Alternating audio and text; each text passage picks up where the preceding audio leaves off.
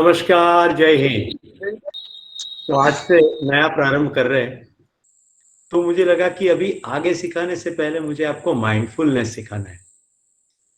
तो मेरे लिए सबसे महत्वपूर्ण ये श्रृंखला शुरू हो रही है। मैंने कहा है मेरे लिए। अब आप कहोगे कि आप मन के ऊपर सिखाने वाले हो और आप मेरे लिए कह रहे हो। तो हाँ, मन के खेल ऐसे है कि हर एक क्षण वो नया बन सकता है अगर ध्यान रहे तो। हर एक क्षण नया बन सकता है। I am repeating it. Every moment your mind can be absolutely fresh and new. कैसे? समझ में आ जाना चाहिए मन की प्रक्रिया क्या है। और उसमें मेरी कोई महारत नहीं है, मैं भी तो विद्यार्थी हूं आपकी तरह, शायद थोड़ा सीनियर विद्यार्थी हूं। तो मैं ये सब खेल देखता रहता हूं और नए नए टूल्स, टेक्निक्स। और श्रीमद् भगवत गीता में से जो मिला वो इतना अद्भुत है कि उसके बाद जितने भी शास्त्र पढ़ने में आए, भारत के और विदेश के, कहीं न कहीं दिख गया कि मुरली तो कृष्ण की बज ही रही है। उन्होंने बहुत कम शब्दों में इतना बढ़िया बताया। तो मैंने हर एक श्लोक के अंदर गोता लगाने की कोशिश की। और पहले मैं एक कॉल मार देता था, राइट, जय श्री कृष्ण करके। हे मोहनलाल नंदलाल यादव, आपने ही ये मुरली बजाई है गीता जी में, तो आप ही बताइए इसमें आप कहना क्या चाहते हैं। फिर मन की परम शांत अवस्था में वो जो मुरली सुनाई देती, वो जो स्पष्टता हो जाती और मैं जंकृत हो जाता। ऐसे ही गीता जी का अध्ययन चलता रहा और स्पष्टता होती गई। जिंदगी में उसको इंप्लीमेंट करता गया। जितना कर सका इतनी प्रसन्नता बढ़ी, जितना नहीं कर सका इतनी स्पष्टता बढ़ी कि हाँ, ऐसा क्यों हुआ। तो आज से हम श्रीमद् भगवत गीता के अंदर प्रवेश करेंगे। और जो आज नए जुड़े हैं इनकी जानकारी के लिए बता दें कि भगवत गीता के अंदर ही क्यों प्रवेश कर रहे हैं। तो लाइफ स्किल तो सभी को सीखनी है। और लाइफ स्किल सीखने में ऐसा फुल स्टॉप नहीं है। कोई ऐसा नहीं कह सकता कि मैंने कम्युनिकेशन स्किल सीख ली है, ऐसा कोई नहीं कह सकता। केवल इतना कह सकता है कि कम्युनिकेशन स्किल में मैं इतना सीखा हूं, क्योंकि जिंदगी इतनी खूबसूरत और इतनी अनफोल्ड हो रही है, जैसा आपने सोचा नहीं था ऐसा हो रहा है। कम से कम कोरोना ने तो इंडिकेशन दिया ही है कि जैसा सोचा नहीं था ऐसा हुआ है। कंटिन्यूअस चेंज हो रहा है, सब कुछ परिवर्तनशील है। तो देखिए, इतना परिवर्तनशील जगत होते हुए भी हमारा परिवर्तन पर ध्यान नहीं जाता। जैसे जिस सुरेश पटेल को आपने सोमवार को सुना था, उसका तो 9:30 बजे मौत हो गई। अभी जो आपके सामने बैठा है वो तो अभी अभी पैदा हुआ है और अभी अभी पैदा हो रहा है। एक एक क्षण में आपके सामने मैं पैदा हो ही रहा हूं। अब आपको लगेगा ये तो बड़ा विचित्र लगता है। तो हमारे साथ आज एक डॉक्टर साहब जुड़े हैं पूरा परिवार के साथ। वो बिल्कुल जानते हैं कि हर एक सेकंड में कुछ न कुछ सेल्स मर जाते हैं और कुछ एक सेल्स नए आते हैं। जब नए वाले की संख्या बढ़ती रहती है तब हम कहते हैं विकास। फिर एक समय आ जाता है, फिर स्थिरता हो जाती है। अब जितने नए पैदा होते हैं उतने ही मरते हैं, अब स्थिरता है। धीरे धीरे नए पैदा होने वाले की संख्या कम और मरने वाले की संख्या ज्यादा। और कोई एक टिपिकल ऑर्गन में हो जाए तो बोले ऑर्गन फेलियर, और एक से ज्यादा ऑर्गन के फेलियर हो जाने से मल्टी ऑर्गन फेलियर। अब क्या है, या तो वो सेल अपना फंक्शन छोड़ देता है, कलेक्टिवली ऑर्गन अपना फंक्शन छोड़ देता है, कहता है बस जय हिंद, अब नहीं करना। तो निरंतर शरीर मरता ही रहता है। पर हम बोलते हैं कि मैं मरता हूं। और क्योंकि हम खुद को, शरीर को मैं मानते हैं, पूरी मैं की भाषा ऐसी ही चलती है। तो बीच बीच में मैं भी मैं की भाषा ऐसी ही बोलूंगा। पर आपको पकड़ में लेना है जो आगे बात हो चुकी है। फिर आपने जो सर्वे किया उसमें प्रॉब्लम सॉल्विंग, तो मुझे लगा प्रॉब्लम कहाँ है? प्रॉब्लम बाहर है कि अंदर है? राइट, प्रॉब्लम बाहर है कि अंदर है? उसी के चलते मैं सोचने लग गया उसके अंदर मेरे मन के अंदर एक चेहरा प्रतिबिंबित हुआ और मुझे लगा कि मन पर ही बात करनी है। और आज से वो श्रृंखला शुरू कर रहे हैं। तो सभी को पुनः वंदन, नमस्कार। श्रीमद् भगवद गीता के अंदर जब प्रवेश करते हैं तो मैं जो आपके सामने अभिव्यक्त कर रहा हूं वो केवल मेरा नहीं है। वो अभिव्यक्ति मेरी जरूर है, पर वो केवल मेरा नहीं है। इतने सालों के अध्ययन में जितने लोगों ने मदद की, कोई साधु, कोई सन्यासी, कोई किताब, कोई इंटरेक्शन, कहीं किसी को मिलने गए और कोई चीज सुन के अपने अंदर बिजली जैसा हो गया, ऐसे बहुत सारी जगह से बहुत सारा मिला। तो वो सब सम्मिलित करके हुए अभिव्यक्ति मेरी है, लेकिन मैं सभी के प्रति कृतज्ञ हूं। दोस्तों, अभी से, आज से भगवत गीता की जब जर्नी चले तो मेरी एक प्रार्थना है, आप इनके बारे में, इस श्लोक के बारे में, भगवत गीता के बारे में, कृष्ण के बारे में जो भी पहले जान रहे चुके हो, उसको थोड़े समय के लिए आपको साइड में पार्क करना पड़ेगा। आप कहेंगे ऐसा क्यों? क्योंकि कृष्ण भी ऐसा ही कह रहे हैं। अब इसी मोमेंट पर मेरे साथ हो, तो इस मोमेंट पर मैं जो आपको कह रहा हूं और आपको जो समझ में आ रहा है वही महत्वपूर्ण है। क्योंकि इस मोमेंट में आप कुछ कर भी नहीं सकते ना मुझे सुनने के सिवा।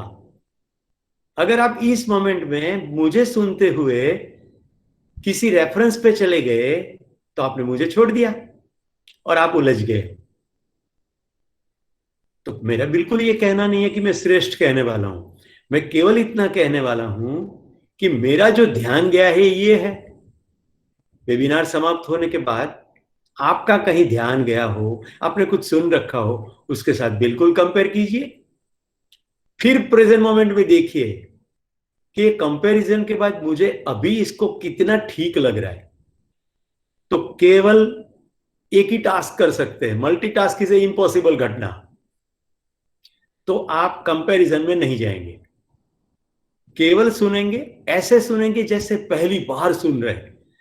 पहली बार मुझे भी सुन रहे, पहली बार भगवत गीता को भी सुन रहे, पहली बार कृष्ण को भी सुन रहे, सुरेश भाई के मुंह के द्वारा उनके बारे में जो कहा जाए वो।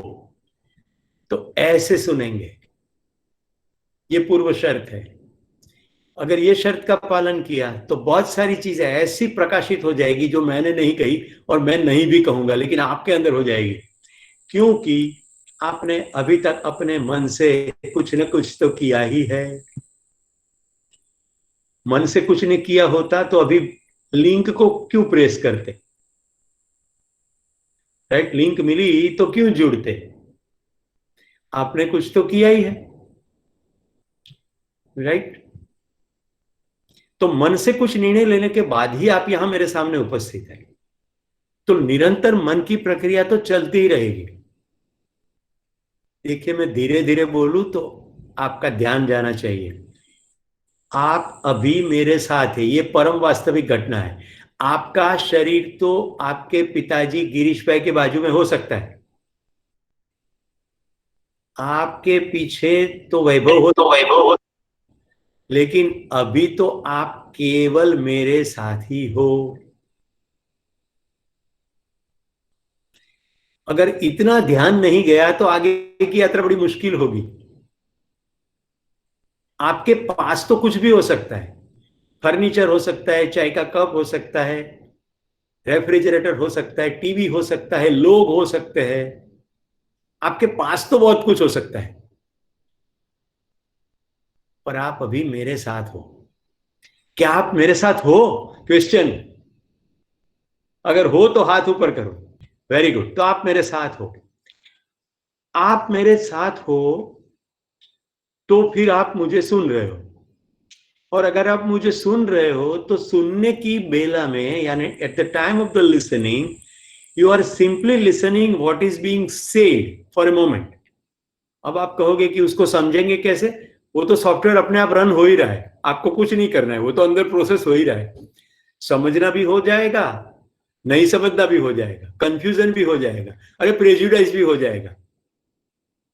कई लोगों के मन में ऐसा भी हो सकता है, ये क्या बोल रहे हैं। तो उस समय जाग जाना, ये समय है अपने आप को पकड़ना के शुरू कर दिया कंपैरिजन करना। जैसे कंपैरिजन करना शुरू किया, आप मेरे साथ नहीं हो, आप तो भूतकाल में हो।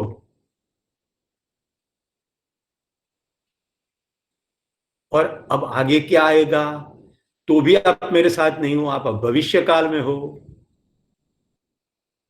तो अब भगवत गीता में आगे एक शब्द प्रयोग है, श्रीमद् भगवत गीता।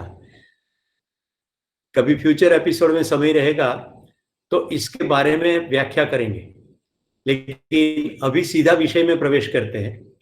तो विषय प्रवेश में सबसे पहला बिंदु है कि भगवत गीता हमें भगवान श्री कृष्ण ने नहीं दी है, क्रेडिट हमने इनको दी। भगवत गीता हमें वैसे देखे तो धृतराष्ट्र ने दी है, क्योंकि धृतराष्ट्र ने अपने ड्राइवर संजय को प्रश्न पूछा है। ध्यान से सुनिए, लेट अस थैंक धृतराष्ट्र, कृतज्ञ हो जाए धृतराष्ट्र के लिए। अंधा था, लालची था, जैसा भी था, उसने इंद्रप्रस्थ खुद के पास रखा और खांडव प्रस्थ पांडवों को दे दिया, बंजर जमीन। अन्यायी था, लेकिन क्यूरियस था, कुतूहल से भरा था, क्यूरियस था, इसीलिए उसने प्रश्न पूछा। और कितना सम्मान देने वाला था ड्राइवर को भी, क्योंकि वो तो पार्किंग प्लॉट में गया नहीं होगा, इतना सिंपल समझ सकते हैं। संजय को महल में बुलाया होगा तो सामने बिठा के 720 लोग तक लगातार प्रश्न पूछता रहा। तो ये धृतराष्ट्र और संजय के बीच में संवाद में संजय कमेंट्री दे रहे, तो लेट अस थैंक संजय, कृतज्ञता। देखिए, ध्यान रहे, मैं कृतज्ञता की बात कर रहा हूं, तो that is also present moment awareness and get mindful. आज पोस्टर में आपने देखा लर्न माइंडफुलनेस, तो पहले माइंड समझेंगे फिर माइंडफुलनेस समझेंगे। पहले तो मन को ही समझना है। आप अभी यहां इसीलिए मेरे सामने हो because so many thing, because of Bill Gates और बिकॉज ऑफ गूगल के जो भी CEO, because of computer, because of so many people. आपके दादा के दादा के दादा के दादा के दादा के दादा ने शादी की, इसीलिए आपको शरीर मिला। तो the whole humanity, all service providers, all kind of thing, that is present moment awareness। इसी मोमेंट पर मेरे साथ हो जाओ। कृतज्ञता संजय के प्रति, फिर अर्जुन के प्रति भी, क्योंकि अर्जुन ने कृष्ण को ये नहीं कहा कि बॉस आपके हाथ में सुदर्शन चक्र है, मैं तो ढीला हो गया हूं, अब आप कैसा करो ना, प्लीज चक्र चला दो तो सब कुछ मामला निपट जाए। उन्होंने ये नहीं कहा, उन्होंने अपने दोस्त को एक्सप्लॉइट नहीं किया। देखो, मैंने आगे बता चुका हूं प्रीवियस एपिसोड में, पैसों को यूज करना, दोस्तों को संभालना। गुजराती में पैसा वापरवाना હોય અને દોસ્તોને સાચવવાના હોય। આપણે શું કરીએ છે? पैसा સાચવીએ છે, दोस्तों वापरिए છે। सूरत जाए तो आटलू करतो आवजे। अरे भाई, ऐसा नहीं हो सकता। दोस्तों को संभालना है, पैसों को खर्च करना है। तो अर्जुन ने अपने दोस्त को संभाला। कैसे संभाला? एक्सप्लॉइट नहीं किया। सेना दुर्योधन को दे दी, जब दुर्योधन ने मांग ली, ये कहता है बस तुम मेरे साथ चलो। ये कहा मैं लड़ूंगा नहीं, कोई बात नहीं, गाड़ी नहीं आई है तो जरा ड्राइविंग सीट पे आप बैठना, मैं जरा पीछे से तब चलाऊंगा। तो अर्जुन ने प्रश्न पूछा है। अर्जुन क्या कहते हैं कि जरा मेरी उन सेना के प्रति दृष्टि करनी है, तो जरा मेरे रथ को वहां ले चलो, मैं देखूं तो सही कि कौन मेरे साथ लड़ने आया है। प्रश्न आया है एरोगेंस में से, अहंकार से प्रश्न आया, क्योंकि स्ट्रेटेजी पूरी तय हो चुकी थी, कौन कौन लड़ेगा, कौन इनके पक्ष में है, कौन सामने पक्ष में है, सब कुछ हो चुका था। यहां तक की विष्टि भी हो चुकी थी कृष्ण के द्वारा कि लड़ाई ना हो। तो प्रश्न अहंकार में से आया, लेकिन प्रश्न इतना मजेदार है कि मैं देखूं तो सही। नाउ देखिए, Krishna is coming to present moment. तंबू में बैठा था, चाय पी रहा था, स्ट्रेटेजी की बात कर रहा था कि जाएंगे फिर लड़ेंगे, तब वो फ्यूचर की बात कर रहा था। अब जब मैदान में आया है तो he is also in present moment कि चलो देखे तो सही। ऐसा तो नहीं कि कोई मन बदल दिया, पाटली बदल दी, ऐसा तो कुछ नहीं है। चलो देखे तो सही किसके साथ लड़ना है। एक एंगल ये भी है, एक एंगल ये भी है कि शायद ये भी है कि जो लड़ने आए हैं उनका मन बदल जाए मुझे देख के, राइट? ये भी संभावना है। ये सब पॉसिबिलिटीज है। देखो, उसने धन धनाधन शंख नहीं बजाया है। जिनके पास भी श्रीमद् भगवत गीता है, जरा खोलेंगे अध्याय 1। तो धृतराष्ट्र की बात होने के बाद संजय ने जो जवाब दिया, तो संजय कह रहा है कि युधिष्ठिर ने अनंत विजय शंख बजाया। श्लोक नंबर 16। 19 में कहते हैं आकाश और पृथ्वी को गजाने वाले भयानक नाद से ये हो गया। तो 20वें श्लोक तक आप देखेंगे तो युद्ध क्षेत्र का वर्णन है।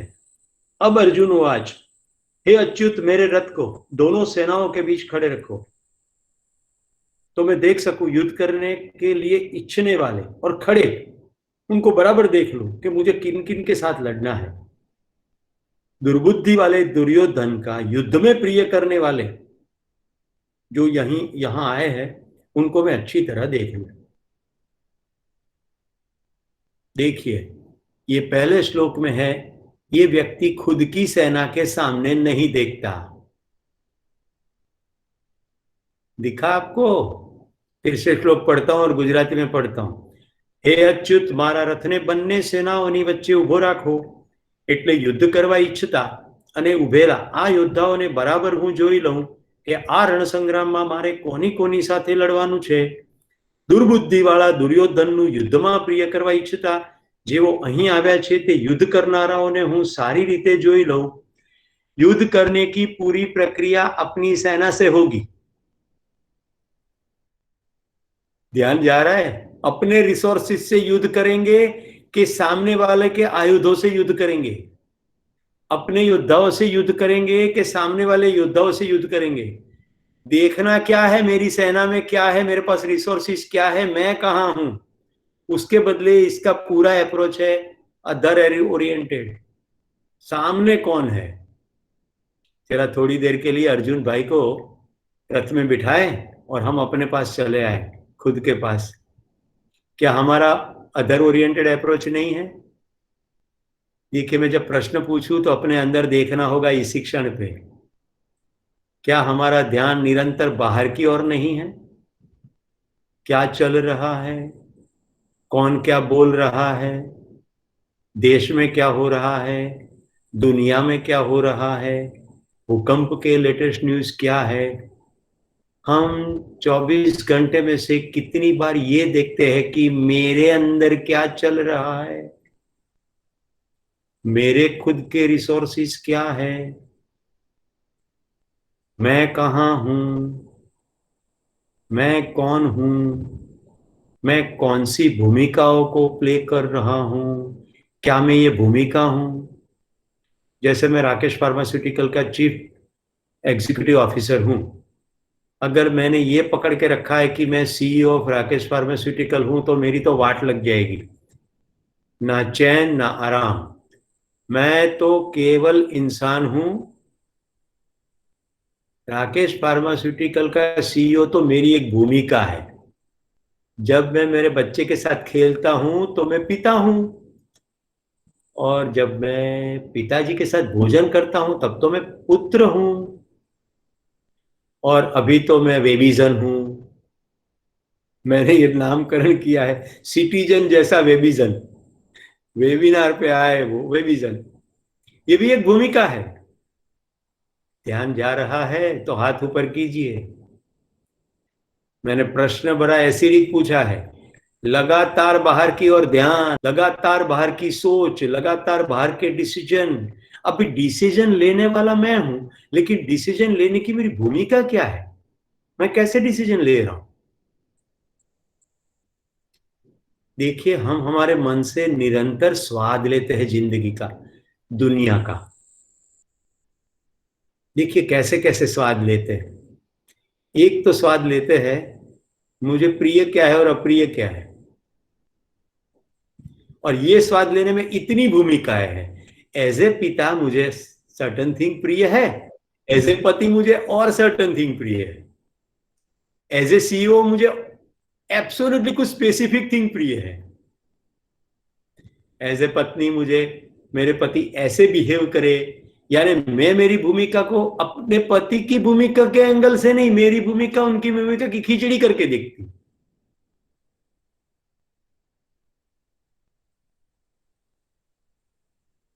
मुझे प्रिय क्या है, तो मैं कुछ एक उदाहरण से स्पष्ट करूं। मुझे भरी हुई भिंडी की सब्जी पसंद है।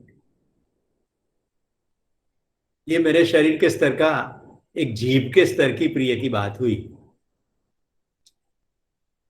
अब थोड़ा शरीर से बाहर निकलता हूं। मुझे खादी के कपड़े पसंद है। वैसे तो चमड़ी के साथ कनेक्शन कॉटन का है ही, पर साथ साथ मेरा ध्यान थोड़ा बाहर की ओर गया कि खादी के कपड़े क्यों। गांधीनगर में रहने से या अहमदाबाद में रहने से या गर्म प्रदेशों में रहने से खादी के सूती कपड़े शरीर के लिए अच्छे हैं। तो मेरा ध्यान अब केवल एक सेंस पर नहीं जाते हुए पूरे शरीर पर, हित के ऊपर गया। और वणकर लोग, बनकर बोलते हैं ना, वणकर, बुनने वाले लोग जो बुनाई का काम करते हैं, तो मेरा प्रिय क्या है उसमें, एक सेंस पर प्रिय, तो भरी हुई भिंडी की सब्जी सेंसिस के लेवल पर प्रिय। मुझे भिंडी की सब्जी पसंद है, ये प्रिय मेरे जीभ के स्तर का है। मुझे खादी के कपड़ा पसंद है, मेरे शरीर के हित के स्तर का है। अब मेरा ध्यान गया कि अल्पा बहन जो है वो बुनाई का काम करती है, मेरे इसके खरीदने से उनको रोजगारी मिल जाएगी। अब मैं किसी व्यक्ति के बारे में भी सोच रहा हूं, ये भी मुझे प्रिय है। ध्यान जा रहा है आपको? तो जब हम प्रिय की बात करते हैं तो शरीर के स्तर से लेकर के हम दूसरे शरीरों तक, दूसरे लोगों तक की बात करने लगते हैं। अब हम मैं में से निकल के भूमिकाओं में जाते हैं। तो जैसे मैंने अल्पा का उदाहरण दिया कि मैं, अल्पा बनाती है, मैं मदद रूप होना चाहता हूं, तो मेरी एक भूमिका हो गई सिटीजन ऑफ इंडिया। भारत के नागरिक होने के नाते मैं दूसरों के बारे में सोच रहा हूं, या मेरा एक ह्यूमैनिटेरियन एंगल भी है। अब मैं जाता हूं दुकान पे और मैंने एक बढ़िया खादी का दुपट्टा देखा, तो मेरी बेटी मुझे याद आ गई। चलो ये मैं बेटी के लिए ले लेता हूं, ये मेरी बेटी को बहुत प्रिय होगा। अब देखो क्या हुआ, मैं थोड़ी देर के पहले तो केवल इंसान था, अब मैं दुकान में पिता बन गया हूं। अब ये पिता की भूमिका में से मैं ऑपरेट हो रहा हूं। मेरे साथ में मेरी पत्नी खड़ी है, उसने अभी 10 मिनट पहले मुझे कुछ लेने को कहा था। मैंने कहा ये बहुत महंगा है। अब ये दुपट्टा जो कि 100-150 रुपया में मिलता है, उसके बदले दुकान वाला कहता है तो 350 का है। मैं कहता हूं कोई बात नहीं, दे दो। मेरी पत्नी इमीडिएटली मुझे कहती है ये तो 350 का है, बहुत महंगा है। मैंने कहा कोई बात नहीं। अब कौन निर्णय ले रहा है? ओके, कुंजल बेन बताइए। एक पिता। पिता ले रहे निर्णय। वेरी गुड, वंडरफुल, वंडरफुल, बहुत बढ़िया। और इसी समय मेरी पत्नी ये कहे कि बहुत महंगा है, आपको महंगा नहीं लगता? और एक सेकंड के लिए मेरा ध्यान चला जाए कि ये निर्णय मैं नहीं ले रहा हूं, ये तो पिता निर्णय ले रहा है, ये तो एक भूमिका निर्णय ले रही है। देखिए उसमें अभी तो थोड़ी देर के लिए आपको लगेगा इसमें मैं और पिता अलग अलग कैसे हो गए, मैं ही तो पिता हूं। फाइन, होल्ड कीजिए, आगे बढ़ते हैं थोड़ा। दुपट्टा ले लिया, 350 का खरीद लिया, क्योंकि ध्यान नहीं रहा कि महंगा है कि सस्ता है, केवल बेटी के प्रति प्यार, इतना ही ध्यान रहा, पिता की भूमिका चली। दुकान में से बाहर निकले और एक छोटी सी बच्ची, धूप के दिन थे, गर्मी में वो बैठी थी और उसके बदन को देख के लगा ये बच्ची का बदन तो जल रहा है। और इमीडिएटली वो दुपट्टा उस बच्ची को उड़ा दिया। अब मैं उस बच्ची के लिए वैसे तो पिता नहीं हूं, पर निर्णय तो कहीं से लिया गया। जिसको जवाब आता हो हाथ ऊपर करे, ये निर्णय किसने लिया? धवल बताओ। मानवता। मानवता। देखो, एक बच्ची को ऐसी स्थिति में देखते हुए मेरे अंदर एक इमोशन आया, राइट? ये मानवता भी है, ये पिता का भाव भी है। मानव तो, मैं तो निर्णय ले ही रहा है, लेकिन मैं किस फिल्टर से निर्णय ले रहा है, मैं बारी बारी आपको भूमिका ही दिखा रहा हूं। यस, राखी बहन कुछ कहना चाहते हैं? So that is an extended fatherhood. Extended in that girl you saw your own daughter somewhere sitting or somewhere in the world. Wonderful, बहुत बढ़िया, बहुत बढ़िया, very good. So that's extended fatherhood. तो पिता की फीलिंग कंटिन्यूअस है। देखिए ये ध्यान जाना चाहिए कि दुकान में जो पिता की फीलिंग थी वही पिता की फीलिंग है। वो बेटी को फ्यूचर में उड़ाने की बात थी, इस बेटी को प्रेजेंट मोमेंट में उड़ाने की बात है। अच्छा, मुझे ये बताइए, जिनको मैं नाम लो बोलूं वही, क्या इससे मेरी जिस बेटी के लिए मैंने दुपट्टा लिया था उसके प्रति मेरी जो फीलिंग है वो क्या कम हो गई? नहीं हुई। बढ़िया, सब लोगों ने मुंह हिला के दिखा दिया, नहीं हुई। वो तो इंटेक है ही। अब मजेदार बात शुरू होती है यहां से। हमारी जो भूमिका है वो भूमिका एक तो हमारी स्वीकृत भूमिका है, या फिर हमने उस मोमेंट पर स्वीकृत भूमिका है। अब दोनों में स्वीकृति शब्द इसीलिए है कि बेटी पैदा होने से ही मेरी पिता की भूमिका तो फिट हो ही गई। ये एक जनरल स्वरूप में स्वीकृत है, हालांकि बहुत सारे पिता इसको स्वीकृत में नहीं मानते। तो मैं स्पष्टता कर दूं, कई लोगों को बेटी होती है तो उसको धिक्कारते हैं, बेटे के साथ फेवरेबल करते हैं, बेटी के साथ डिस्क्रिमिनेशन करते हैं। और कई तो पिता ऐसे होते हैं कि बेटी को जन्मने से पहले ही उसकी मां के पेट में मार देते। ये तो पिता की भूमिका है ही नहीं, पर फिर भी तो स्वीकृति नहीं है। तो पिता की भूमिका एक तो संबंध की वजह से इट इज ऑलरेडी देयर, और दूसरी है मैंने चुनी। मेरे एक मित्र है, एक बार गायत्री मंदिर को गाय देखने गए। वैसे तो गायत्री मंदिर दर्शन करने गए थे, गाय के भी दर्शन हो गए। अब इनको लगा कि गाय की स्थिति बड़ी बुरी है, तो उन्होंने सोचा कि कुछ किया जाए। फिर कोई घास पानी देने लगे, कुछ दान देने लगे। धीरे धीरे धीरे इन्होंने एक दिन चुन ही लिया कि गौशाला की जिम्मेदारी ही पूरी मैं ले लेता हूं। तो देखिए, शुरुआत में जो था वो संवेदनात्मक निर्णय था कि ये कुछ करना चाहिए। अब ये स्वीकृति में आए कि मेरी जिम्मेदारी है। क्या आप आपके मन के अंदर चल रहे पूरे के पूरे खेल के लिए स्वयं जिम्मेदार है कि नहीं? देखिए, सावधानी हटी, दुर्घटना घटी। मेरा मूड तुमने खराब कर दिया, ऐसा बोलना मतलब के सावधानी हटी, दुर्घटना घटी। तुम्हारी परमिशन के सिवाय इस संसार का कोई भी व्यक्ति तुम्हारा मूड खराब नहीं कर सकता। ये स्टेटमेंट मैंने कहीं पढ़ा था एज ए कोट, और मेरा ध्यान गया, व्हाट ए ग्रेट थिंग। तुम्हारी परमिशन के बिना मीन्स व्हाट? हमने हमारी भूमिकाओं को ऐसे निभाया है कि हम हमारी भूमिका कैसे निभाएंगे वो भी कोई और तय करता है। जैसे मैं पति हूं, तो एज ए पति मुझे कैसे पेश आना है वो कोई और तय करेगा। लोग तय करेंगे, मेरी पत्नी तय करेगी, मेरे पड़ोसी तय करेंगे, मेरे दोस्त तय करेंगे। मुझे एज ए पति कैसे भूमिका निभानी है वो मैं तय नहीं करूंगा, वो कोई और तय करेगा। मैं मजाक के स्वर में नहीं कह रहा हूं, ये मैं की भाषा में बोल रहा हूं। जो नए जुड़ने वालों को मैं बता दूं, जब जब भी मैं की भाषा में बोलता हूं, इसीलिए बोलता हूं कि आप जब सुनो तो मैं की भाषा सुनो, ताकि आपको लगे कि ये आपके बारे में ही कहा जा रहा है। जब मैं की भाषा सुनते हो तो मन के अंदर प्रोग्रामिंग में मैं वाला आता है। तो मैं जब अपनी भूमिका तय करता हूं तो कैसे तय करता हूं? किसी और के कहने से करता हूं कि मेरे खुद के नियंत्रण से करता हूं? देखिए, प्रिय के अंदर गए तो कहां पहुंचे? तो गिरीश भाई ने गौशाला की जिम्मेदारी उठाई और वहां सुरेश भाई का फोन आया, गिरीश भाई मैं इन दिनों गाय के दूध की तलाश में हूं। अरे आधे घंटे में दूध पहुंच जाएगा, मैं गौशाला में ही हूं। अब कौन सी भूमिका है? गौ सेवक की भूमिका नहीं है, अब दोस्त की भूमिका है। ध्यान गया आपका?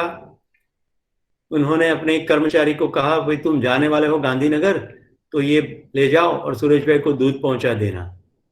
अब वो कर्मचारी कहता है मैंने तो कल रिजाइन कर दिया, ये तो गायत्री मंदिर दर्शन करने आया था। तो गिरीश भाई कहते हैं तुमने कल रिजाइन किया, लेकिन अभी तो मैं तुम्हारा सीईओ हूं, मैंने कहा तुम्हारा रेजिग्नेशन एक्सेप्ट किया। एक्सेप्ट करने के बाद तुम कर्मचारी पद से मुक्त हो जाओगे। अभी तो तुम कर्मचारी हो। बोले कर्मचारी में हूं लेकिन कंपनी में, यहां तो मैं गायत्री मंदिर आया हूं। अच्छा, तुम गायत्री के भक्त हो? हाँ हाँ, मैं तो गौ भक्त भी हूं। तो क्या तुम दूसरे गौ भक्तों की सेवा करते हो? हाँ बिल्कुल करता हूं। तो मेरा एक दोस्त है सुरेश पटेल, वो भी गौ भक्त है। तो उस गौ भक्त के पास ये दूध पहुंचा दोगे? हाँ हाँ बिल्कुल पहुंचा दूंगा, लाइए। अभी ये बंदा 10 मिनट पहले क्या बोल रहा था, मैंने तो कंपनी में से रिजाइन कर दिया। अब ये क्या बोल रहा है, लाओ मैं पहुंचा देता हूं। कितनों को समझ में आ रहा है कि भूमिकाएं बदलती रहती है? गुड। अब ये उदाहरण ऐसा है जो मैंने अभी अभी कंस्ट्रक्ट किया। आपका ध्यान गया कि ये ऐसे ही कंस्ट्रक्शन हो सकता है अगर प्रेजेंट मोमेंट अवेयरनेस हो, नहीं तो उदाहरण कंस्ट्रक्ट नहीं हो सकता। भूमिकाएं बदलती है और ये भूमिका में प्ले कर रहा हूं ऐसा होश चला जाता है, इसीलिए भूमिकाओं में स्वतंत्रता नहीं आती।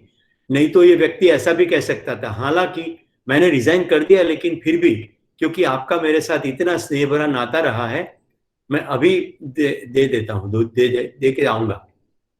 हालांकि मेरी भूमिका तो ये नहीं है। तो भूमिका को प्ले करने वाला मैं हूं। निर्णय मैं लूंगा कि भूमिका कैसे प्ले करूंगा। मैं पहले बता चुका हूं कि मेरी बेटी मेरी फिटनेस की कोच है। तो क्या हो गया, जब मेरी बेटी मुझे फिटनेस के लिए कुछ बात करती है, उस समय मैं पिता की भूमिका में रहूंगा कि विद्यार्थी की भूमिका में रहूंगा? अब थोड़ा उसको ट्विस्ट करते हैं, ગુજરાતીમાં બોલવાની મજા આવે। તું હવે મને શું આજકાલની ઉગીને ઊભી થઈ છે, તું ફિટનેસ શીખવાડશે? આ તારો બાપ 50 વર્ષથી ફિટનેસમાં જ છે। ये हो गई भूमिका की खिचड़ी, भूमिका में कंफ्यूजन। और ये किसने निर्णय लिया? ये पिता की भूमिका के अंदर चल रही इमोशन ने निर्णय लिया, मैंने नहीं लिया। मैं लेता तो होश में होता ना कि कहा क्या जरा, कहा क्या जा, कहा क्या कहा जा रहा है। तो ये होश रहता, कौन कह रहा है, क्यों कह रहा है, किस संदर्भ में कह रहा है। Present moment awareness is not about the person, it's all about everything. इसलिए मैंने कहा कि आपके आसपास तो सोफा हो सकता है, चाय का कप हो सकता है, पास तो बहुत कुछ होगा, साथ क्या है? तो साथ के अंदर ये सब क्वेश्चंस है, why, what, where, when, whom, how. तो भूमिका के अंदर से निर्णय नहीं होंगे, निर्णय तो मैं ही करूंगा, भूमिका को कैसे बेहतर तरीके से निभा पाऊं। भूमिकाएं बदलती रहती है और हर एक भूमिकाओं के अंदर प्रिय और अप्रिय की बहुत बड़ी रेंज है। हर एक भूमिकाओं में प्रिय अप्रिय की बड़ी रेंज है। देखिए, अब श्रृंखला को देखिए, मन बाहर की ओर देखता है, लगातार बाहर की ओर, अर्जुन भी बाहर की ओर देख रहा है। और देखिए गड़बड़ी कहां होगी, भूमिका में गड़बड़ी हो गई। मैंने ये भी कहा कि अंदर तंबू के अंदर भूमिका कुछ और थी, अब बाहर कुछ भूमिका और है। मैंने मेरी बेटी का दुपट्टे का उदाहरण दिया। फिर मैंने कहा मन निरंतर स्वाद लेता रहता है, जिंदगी का हम स्वाद लेते हैं, उसमें प्रिय की बात हुई, बहुत सारी बातें हुई, राइट। भूमिका के अंदर मैं बता रहा था कि भूमिका में भी प्रिय बदलता रहता है। तो फिर से सूत्र पर आते हैं दोस्तों, हम निरंतर जिंदगी का स्वाद लेते हैं और स्वाद लेने का एक तरीका है प्रिय और अप्रिय। और प्रिय और अप्रिय में अलग अलग भूमिकाओं में प्रिय अप्रिय की बहुत सारी वैरायटी है। तो मैं सुबह से शाम तक की कुछ एक भूमिकाएं बोलता हूं, आप अपनी अपनी भूमिकाएं उसमें देख पाओगे।